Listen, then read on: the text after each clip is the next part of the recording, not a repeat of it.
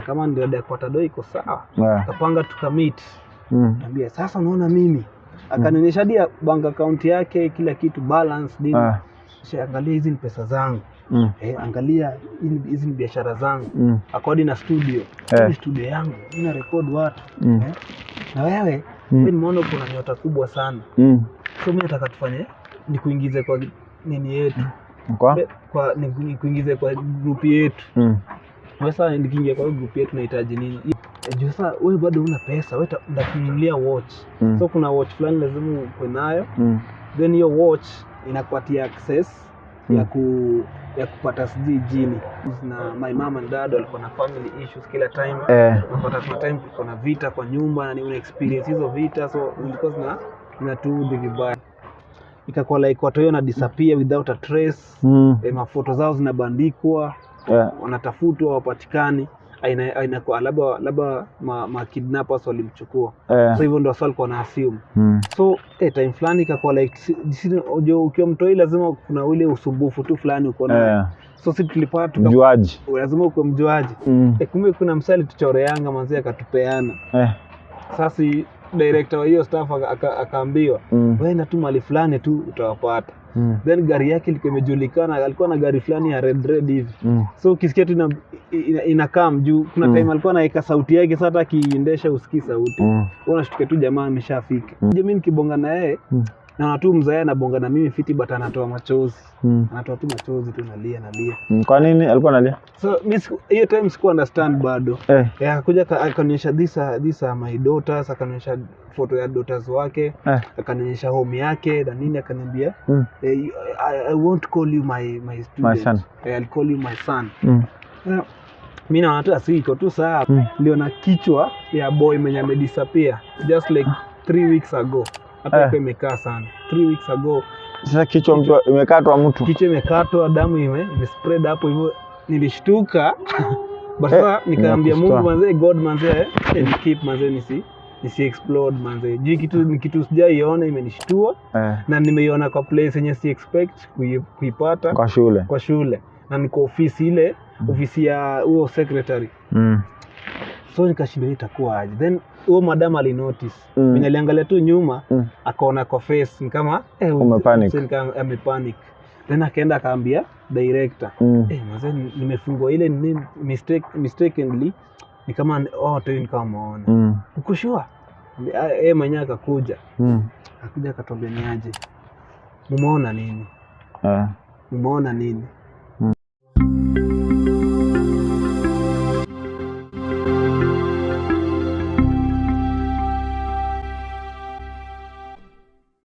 Hello na karibu tena kwenye BMC Media channel ambayo tunakupa information pindi zinapochipuka. Basi bila kupoteza time kabisa, kwanza ningependa kushukuru wewe kwa kutazama, kwa kulike na kwa comment. Nimekuwa nikisoma kila comment ambayo wewe umekuwa ukiniandikia hapa kwenye comment section.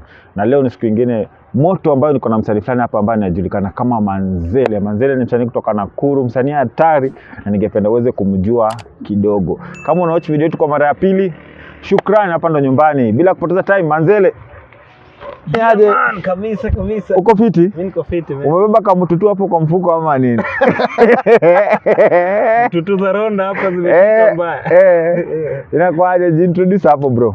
Ati ona na yeah. Simama. Manzele wewe. Yo. Au vipi au sio? Manzele boy wenyu Manzele aka Manzele we aka the free kata master Manzele. Leo nimefurahi kwa hapa BMC show au sio? Yeah man. Ndio sasa kabisa bro. Is vipi my G? Tuko fiti kabisa. Kuna story fulani hapa wako nimekuwa nikisikiza, na mimi na bedhe na kuanga fan wa ngoma zako. Shukrani. Nashukuru sana. Nimekuwa nikisikiza ngoma zako na kidogo nikasema acha nitafute na Manzele nisikie story yake behind huyu kwa unoma hii yote inakuaje. Labda kuna msanii kwa hapa ana hot show na anaweza learn vitu 2-3 kuhusiana na maisha ya vile changamoto zenye umepitia ndio paka ukafika kukua Manzele mwenyewe. Of course Manzele wewe inamaanisha Manzele wewe. Kwanza Manzele we ya kwanza ni wa Islando. Mimi raised wa Islands. Mostly huko Nairobi. Sasa nikianza ku create my brand na nini nilikuwa na stay Islando place inaitwa Korogocho. Kwa wale wanajua Korogocho. Coach. Hapo mtaa inajiita Gomongo. So ya kwanza ni wa Islando, ya pili ni World Entertainer. Yani mimi ni msena entertain wase huku hivi kwa dunia manze. And then ya mwisho ni winning ever yani. So mimi hiyo ndo slogan yangu manze. So kimba manzele we unakumbuka hapo sasa, unakumbuka where are you heading? Winning ever and World Entertainer au sio? Ndio hiyo sasa. Fresh kabisa. Ningependa tu uweze kutupea hiyo background yako kidogo ya mtaa Nakuru kabla ukuje Nairobi vile kulikuanga ama ilikuangaje? Kabisa manze, mimi nimezaliwa Nakuru, nimezaliwa Ushago, then nikakam Nakuru. Actually tukukaa sana Ushago, tukakam Nakuru nikiwa young sana. So hapo ndio ndi spend my young life yani nikiwa mtoi na nini. Nimekaa mtaa inajiita Ronda. Ronda kidogo tukaomuka kidogo tukaenda Mwariki. Tulivuka tu barabara. Lakini sasa umetoka Ronda ukienda huko chini sasa. Lakini sasa ulikuwa toka Ronda, unatoka Ronda unavuka tu Kalami tu fulani huko Mwariki. So naweza sema life ilikuwa amazing, ilikuwa na challenges, ilikuwa na lot of lessons. So nikiwa mtoi mimi nilizaliwa kwa setup ya Christian setup, where my dad alikuwa priest. My dad alikuwa priest kwa a certain church. My mom pia alikuwa mtu church na nini. So tumelelewa kwa hiyo familia lazima God fearing na nini. So my dad since alikuwa priest alikuwa nahamishwa kila time. And then alikuwa bado na family issues, na my mom and dad walikuwa na family issues kila time. Kwa time kulikuwa na vita kwa nyumba na ni experience hizo vita. So because na tu vibaya sana. Kidogo ni kukatishe. Umetuambia bako alikuwa priest. Na kunakuwa na vita. Aje sasa na yeye ni pastor. Acha nitoke ya pastor. Pastor anapiga Biblia kunatokea aje vurugu kwa pastor? Actually but the honest thing inakwanga kwa hizi family setup zenye dad sama parents ni pastor, church. Pastor sama naona kitu kama hiyo. Kuna kwa na lot of many challenges. Kuna kwa na challenges mob sana. So sisi tukiwa watoi tulikuwa tunaona yenyewe vita ina happen. Hiyo vita actually kuna bishop alikuwa na come through, ana try kuongelelea hizo stuff kuleta pamoja ku solve hizo ma issues. Unajua ukiwa mtoi huwezi jua nini exactly ina happen. But kwa tuna experience hizo stuff zilikuwa zina tu hurt mbaya sana. Tulikuwa nasema siku moja huyu mzae tutampangia yenyewe tumonyeshe wao wengine ajaiona. Ukiwa mtoi obviously hizo na nini za kukamia. So ilifika point manze ikabidi mzae sija alikuwa transferred. And then alienda tu akazip out na nini. So ikakuwa tumebaki hivyo na mama. So mom pia alikuwa mgonjwa most of the time. So hiyo kwa mgonjwa ilikuwa nafanya hizi hustle sana. So unapata sisi kama tuko young yes but inatulazimisha tuende pia sisi tutafute. Kwa sababu lazima utatafuta doa aje, wewe ni mtu mdogo, uweze ajiriwa mahali. So lazima tu ufikirie ama watu wa age bracket yako wanapata do design gani. Tukapata like the only way ya kumake do mtaani ilikuwa ni through kwa chokora ama kwa street boy wenye uko na unaweza enda utafute vitu fulani kama hizo ma scrap metals, plastics, masol, hizi ma copper wires nini. Hizo vitu zote utafute ndio sasa na mifupa pia. Nakuru by the mfupa ilikuwa common sana. But ilikuwa do ingine ya ufala sana, do kidogo yani. Ya mfupa. Ya mfupa kwa kupata kilo moja ilikuwa 3 bob. So ndio ureza hata kilo kama so. Hata so. Mbeba 30 kg. Wewe beba 33 kg. 33 kg wewe uko sina 99 bob. Unaingiza hata so. So ndio ufuata hizo kilo pia ilikuwa normal. Ndio umetafuta sana. Hizo ni kilo mingi. So ndio uingie pia kwa hiyo jeshi ya street. Lazima ukue like umekuwa introduced na umekuwa kukubali kwa street. So tulipata one of our friends akasema mnataka kuingia kameni time fulani mali fulani. Sasa tukaenda hapo hivyo tukaambiwa rules number 1 lazima ukue una sniff hizo magambo glue. And then number 2 lazima pia ukwe unabonga language yao, then unavaa kama hao na nini, so lazima tu ungekuwa uniform ni kama tu chuo. Sasa tukasema kama ni hiyo ndo stuff tadu ndio tuingie hapo, watu kutaka kwa drug addicts na nini, tukutaka kutumia hizo drugs. So tuka think of ways ya ku avoid hiyo kutumia glue, but tukwe part of the team. So tukaona si kuna kwa na asali. Atune tukue asali tuweke kwa hizo machupa, then sasa tukuje smoke, because tulikuwa tushajua venye wanaongeanga, so tukiongea designer watakuwa wanajua hao wanavuta glue. Mkiwa hapo karibu nao, hii harufu ya glue itakuwa tu much kwa sababu wao wako nazo. Yenye saa itagundulika rahisi. So tukafanya hivyo, tukaenda Tao Nakuru, tukatafuta asali tukapata, tukaweka kwa hizo machupa, then tukaenda hiyo time walikuwa wametuambia wakati introduce wakasema so ukivuta ina take time, hiyo stuff act immediately. It take time, the science sasa ina slow down brain na nini, so wanajua haumse saa zake zimemshika sasa zime nice ako part of it. So wakatukubali kwa hiyo team. Sasa tukakuwa kila mtu anapatiwa street yake. Nyinyi mwenda street fulani. Mnapona nani? So kuna mbigi sasa. Kuna kuanga na mkubwa wa chokora? Kuna mbigi. Mwenye anawaambia kwenye mnenda? Mwenye anawaambia, so ukienda street ya mse fulani pia inakuwa ni noma. Mimi nafikirianga ati mnakuanga tu ni unajibamba. Uwezi enda area ya mse kwa sababu una sasa huko Nakuru hakuna compared to place kama Nairobi, Dandora, dumping site. Hakuna ile takataka kubwa yenye wasao nizaenda wafanye job. So ni streets. So naambia ni nyinyi wase fulani nyinyi mwende street fulani. Nyinyi wase fulani mwende street fulani. Ndio usiende zone ya mtu uunge huko, then msaya akose kitu. So ilikuwa hiyo design. So sisi tukapewa street ya hapo Kaptembo.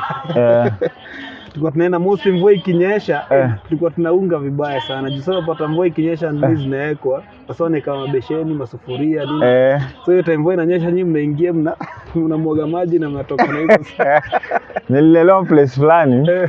After kutoka kwa Kaptembo, so tukakuja mahali hapo Tao hapo Ngara. Kwenye ukianika vitu unakaa unazichunga. Ukiacha tu karai.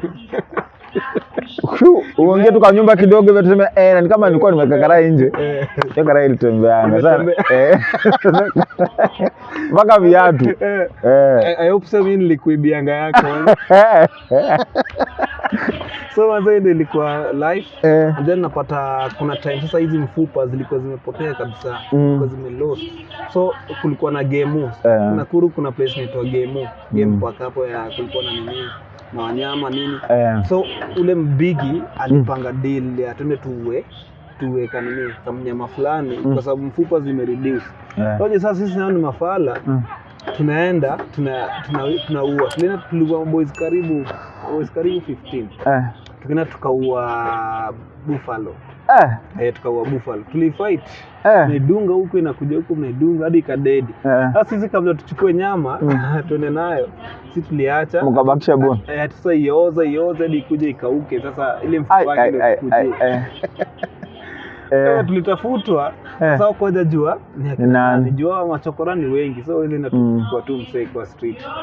So ni stuff zingine crazy tulifanya tukiwa kwa hiyo shughuli. And then ikafika point manze imekuwa too much kwa sababu sasa tunataka kwenda chuo, tunatamani kwenda chuo. Na hatuwezi tukiendelea kufanya hiyo job from like weekdays zote tutapata nini ya kwenda chuo. So tukasema tufanye aje, tuanze kujitafutia chuo sisi wenyewe. Because madhe alikuwa hawezi tembea long distance. So hizo shule zilikuwa around, alikuwa ameshatembea zote but walikata. So msaka tuambie endeni Baruti uwe teacher na kwa anasikizanga wase. Sasa that time mko mnaishi bado Ronda ama? Bado tuko tu Ronda. Na mnaenda paka Baruti? Tunaenda paka Baruti. Distance refu mbaya. And then hiyo time atu shortcut ndio uende, which shortcut bado ni refu. Lazima upitie kwa hiyo river Ndarugu. Nimeona. Unapita kwa Kware sasa. Unapita sasa upande Kware juu ukienda ndio sasa upige hapo uende sasa straight hadi Baruti. So tulikuwa tunaona manzeni noma. Ndio kirauka mapema sana pia unajua pia manyoka zi upita area fulani. So lazima ukwe pia rada. So tukasema tu tutaenda. Tukaenda day 1 tukapata head teacher. Tukatry kubonga naye akutusikiza. Tena day 2 tukakam tu. Hatuko tuna give up. Tukapata tunasema tu leo tuende. Then tuko wawili tunajipatia ile moral. Wewe na bro. Mimi na bro. Bro yangu anaitwa Arenian Son manze. Big up Arenian Son manze. Yeah, so yeye actually ni my big brother, but amenishina just 1 year and some 2 months. Yeah, so kidogo tuko tunakaa kama twins. So tukitembea like hakuna msangejua nani mbigi na nini mdogo. Yeah, so tuko tunaenda hivyo tunamsumbua sasa watoto wanasumbua. Tumeenda karibu mara 5. Hadi amechoka na sisi akasema sasa wewe enda sasa mlete basi hata kama ni guardian. Tulikuwa tumesimkuje na mama yenyewe asema mama hizi tembea komsik. Kifua yake noma hizi tembea. So acha tu sisi tu alitutuma hadi anasema basi niende mwambie mama yako andike leta nione mada aje kuandika leta fiti sema bidi sisi tuna draft kama tunapatia msanii najua kiasi na tu anaandika pia tuandike then tunaleta bado hakuwa satisfied. So tulienda huko mara round kadhaa karibu mara 7 hadi akasema hawa watu wamekuja sana. So akasema nyinyi basi fanyeni hivi kujeni kesho asubuhi ndio wapea interview. Nikipita hiyo interview ndio nitafikiria venye itakuwa. Ndio sauti kiasi je. So tukaenda hivyo venye alituambia asubuhi mapema tukarauka sisi hatukuchoka. Tukaenda hapo hivyo then akatupatia interview ya 3 subjects maths, Kiswahili na English. Akatupatia hizo subjects. Tukapiga mbio tukamalizana nazo. Tukampatia kumark manze tulipass mfit. Kwanza maths mimi niligonga yote manze. Gonga bro akapiga hapo 98 yake. So like tulipass vizuri akafurahia akasema watu hiyo wako sawa. Sasa sawa basi fanyeni aje.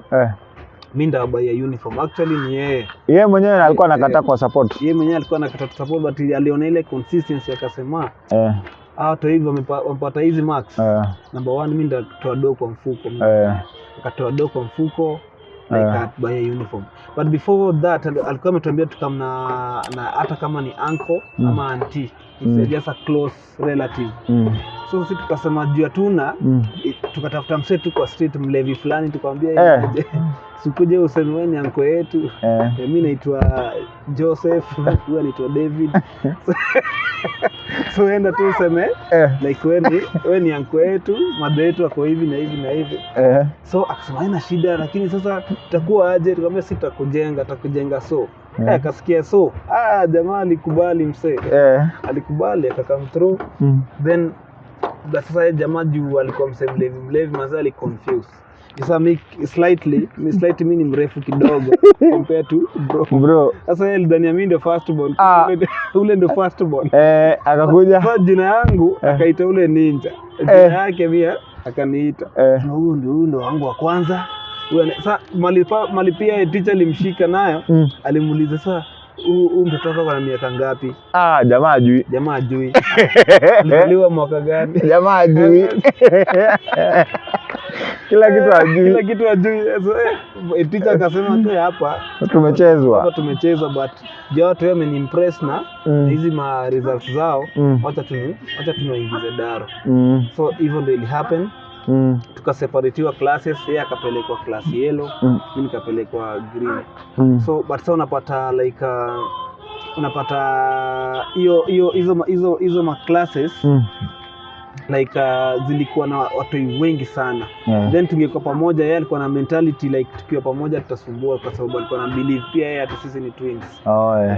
So life pia tulirukishwa daro, tukupelekwa class ilikuwa tuende top class. Then from top class basi ilikuwa uende sasa class 1. Basi ikakuwa like sasa hii max wamepata, acha tu warukishwe waende tu mbele haina haja. So hivyo sasa mlikuwa hiyo time sasa unajua tuko tumesoma sana. Most tuko tunasoma mtaani. So tuko nataka pia tuende tuanzie SG ile preschool. Hiyo time ilikuwa inaitwa baby class. Hizo baby class. Tukutaka tuende hiyo class. Sisi tuko tunasomeanga mtaani. So time clear sisi tulisema sisi tuko top class. Naona but documents zetu zilibaki hatuwezi zipata. So kama kwa top class hata basi niwapatie nini za top class ndio mkipass sasa niweke hiyo top class. Sasa ile max tulipata aliona wasee wa hizi Hawezi ka top class, watakuwa like too bright for those kids. Acha wapeleke class 1. So tulirukishwa hizo tukapelekwa class 1. So ikakuwa hiyo design tukasoma actually yako anatudai sana school fees, atakatuambia tungangane tupata kiasi tunaleta until time ilifika class 3. Then hapo around kulikuwa na sponsorship ili come through mtaani hapo Ronda. Hapo Ronda kuna center ilikuwa inaitwa Virginia. Virginia ili come through ikasema hao na sponsor watu wako total orphans. Total orphans na bado lazima wako bright. Watu wako bright ndio sawa wasipoteze and then wasipoteze do yao na nini, like sponsorship yao sijui hizo na zilikuwa conditions. Lazima mtoto akue bright, then lazima akue kwa total orphan, ama kama si total orphan akue at least na one parent mwenye ni a woman. Kama uko na mzazi mwanaume uko unachukuliwa, lazima akue a female. So since mzai wangu hakukua, tukafikiria tutafanyaje ndio tupate hiyo chance. So tukasaidiana kimawazo na mother, tukasema mother, mimi na feel wewe ende useme huyu mzee alidisappear. Tukisema alidedi watatuitisha birth certificate. Death certificate. So since hatukuwa nayo obvious hajadedi jamaa hajadedi.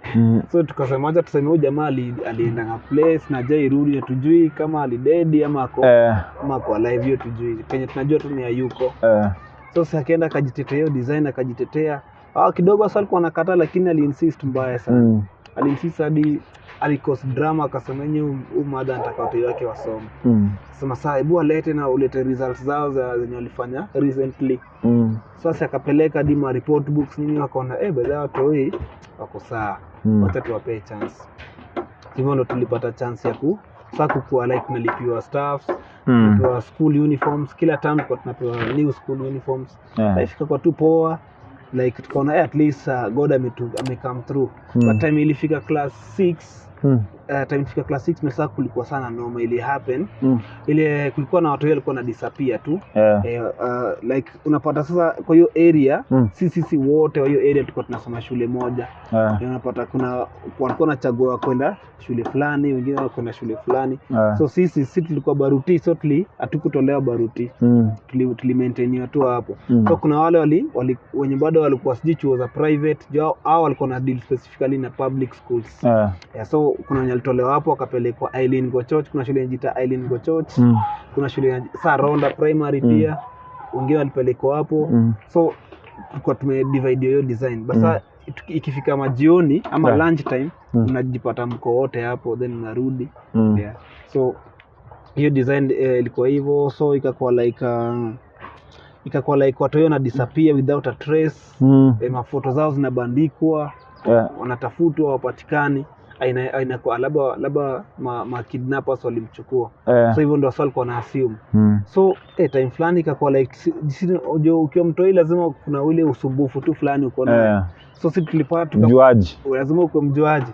So tulipata ile fun kwa kwenda kuswim kwa River Ndarugu. Tukaona manze kitu ni form bana. Chuo sasa kuna time inapata mshafanya exams, hamna kazi unafanya. Sasa mnalazimisha mkwe shule kududufu. Sasa tuenda kudufu. Tunadufu hapo Ndarugu. Then kuna hapa kando kulikuwa na kakware nyingine big yenye maji kama mvua imenyesha mob, maji na jaa hadi juu. So pia tuko tunapenda hiyo vako sana. Jina kama uko beach una swim, then unakuja unalala kwa hiyo kanini ya monyo, unajua monyo. Unalala hapo hivyo manze, tena unaparara tena unarudi kwa maji. Kumbe kuna msali tuchoreanga manze akatupeana. Sasa director wa hiyo staff akaambiwa wewe na tu mali fulani tu utawapata. Then gari yake ilikuwa imejulikana, alikuwa na gari fulani ya red hivi. So ukisikia tu inakaa juu, kuna time alikuwa anaweka sauti yake, sasa hata akiendesha usikii sauti. Unashtuka tu jamaa ameshafika. Jamaa alitupata manze off guard. Kachukua nguo zetu, ikabidi hatuwezi hepa. Huwezi hepa ndede. Ikabidi tumekuja tumeshikwa hapo hivyo tumekuwa sasa hapo kwa hiyo gari yake. Nyinyi mtajua. Mnaharibu shule yenu. Mwanzo tumetense ni aje. Tunarudi kwa ile life. Sasa huyo ni yule jamaa mwenye mlienda kumbembeleza waingize shule. Sasa huo sasa ni director sasa wa hiyo center sasa. Sasa si teacher wetu. Sasa tunambembeleza usiambie teacher. Hiyo teacher mwanzo alikuwa ametupenda sana yenye akisikia tunyetu afanya kitu kama hiyo. Disappointment.